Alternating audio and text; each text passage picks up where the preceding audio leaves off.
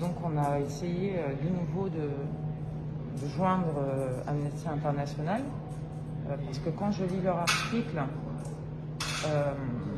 ils me font passer en filigrane, et ce qui décrédibilise mon travail et surtout m'installe comme quelqu'un qui désinforme. Donc je serai proche, si vous lisez entre les lignes, du RN. Je suis apolitique et je n'ai jamais fait partie du RN ni d'aucun parti politique, puisque je n'ai aucune confiance en la politique. Je serai anti-vax. Alors écoutez, si je suis anti-vax, comment j'ai pris l'avion? Je vous remercie. Donc, ce que je raconte sur Amnesty International serait faux. Donc, regardez, si vous tapez donc sur le site du festival, si vous tapez par exemple les films, hop, il y a 741 résultats, 38 pages, ils sont tous là. Tu vois? Ok? Je continue, non, ben regardez, hein, parce que même moi, ils me font tourner la tête. Je me dis, je deviens, je perds des esprits ou ceux qui ont raison. Ensuite, vous tapez Donbass Bonnel. Donc, puisque tous les films y sont, le mien devrait y être. Il y a 5 Donbass Bonnel, mais rien en fait. Donc là, c'est un autre film, c'est pas le mien. L'Ukraine, c'est de l'actualité et des événements. Et mon film n'apparaît nulle part. Page 1 sur 1. Donc, s'il est effacé de ce fichier, moi je considère, à juste titre, maintenant je vous laisse faire votre propre opinion, mais que c'est qu'il a été effacé de leurs données. C'est ce que j'ai toujours dit dans mes interviews. Et ça m'a beaucoup impeiné parce que j'ai malgré tout du respect pour Amnesty International. Mais c'est une forme de censure. Quand on invisibilise quelqu'un, c'est une forme de censure. Hein. Quand vous n'êtes pas dans les fichiers, vous n'existez pas, donc votre film ne peut pas être vu ni reconnu. Donc, après sa sortie, il a été blackout médiatisé. Là, en ce moment, si vous tapez Amnesty International, vous verrez que des trucs sur l'Ukraine. Côté Kiev, ils auraient peut-être pu, pour équilibrer, faire une contextualisation, puisqu'ils disent, monsieur Levenès, qu'ils ont adoré mon film, au moins leur rappeler qu'en 2014, ce qui s'était passé, rien. On se bat ensemble, on gagne ensemble. Les responsables de crimes internationaux en Ukraine devront rendre des comptes. Pas un seul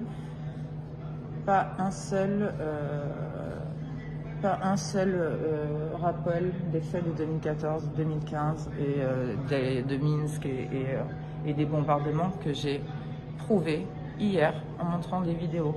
Lire la suite. Voilà, tout ne va pas en sens. Alors, moi j'équilibre, hein. Moi j'équilibre. Mais est-ce que ça c'est équilibré?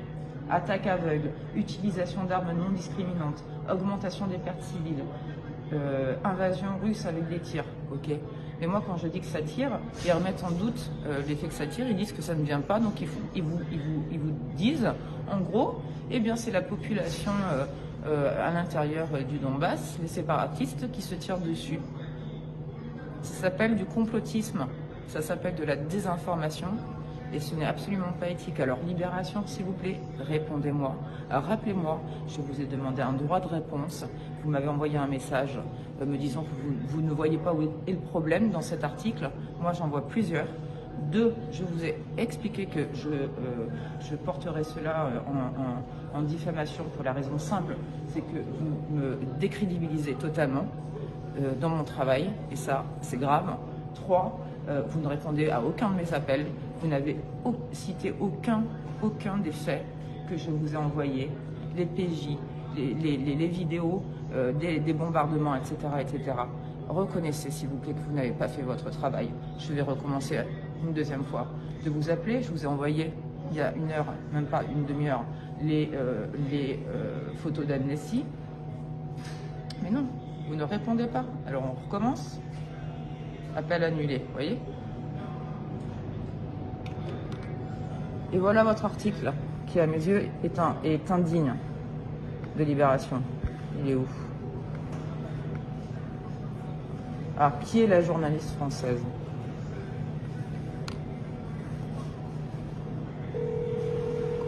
Comment osez-vous ne même pas répondre?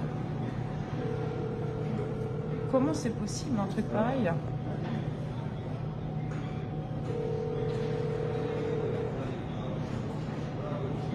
Vous dites Amnesty International l'a radié de ses catalogues après l'avoir accompagné dans 5 salles de cinéma. Je viens de vous le prouver. Vous faites du fact-checking.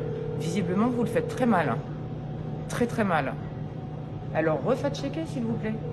Si moi j'y arrive, vous êtes une rédaction, vous pouvez y arriver, n'est-ce pas? C'est possible. Alors arrêtez. Arrêtez si vous voulez la neutralité. Déjà, ne désinformez pas. Déjà, répondez s'il vous plaît. Ne me demandez pas ne me dites pas quand je vous envoie mes pièces qu'il n'y a aucun scoop. Il y avait du scoop, les premiers bombardements dont personne n'a parlé. Ça, vous ne l'avez pas repris par l'aviation.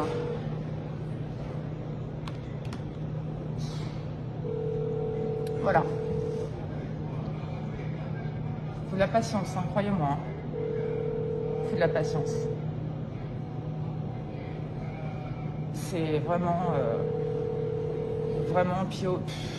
Je suis, mais voilà. On continue. Aucune réponse. Des appels, des mails. Mon responsable vous a envoyé ceci. Diffamation pour.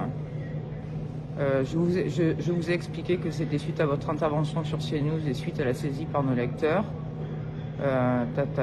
Qu'est-ce qu'il m'envoie? Je suis écœuré de vos méthodes.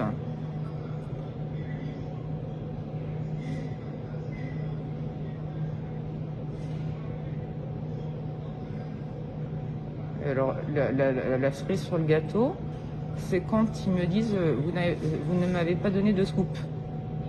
Voilà. On y est.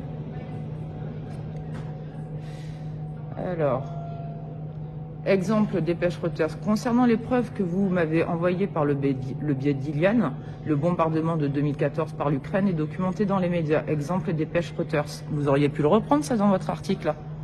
Ce n'est donc pas un scoop. En plus, la vidéo n'est pas de vous et n'apporte aucun élément supplémentaire hormis la gravité des blessés. Vous cherchez le scoop. En plus, vous me l'écrivez. Merci.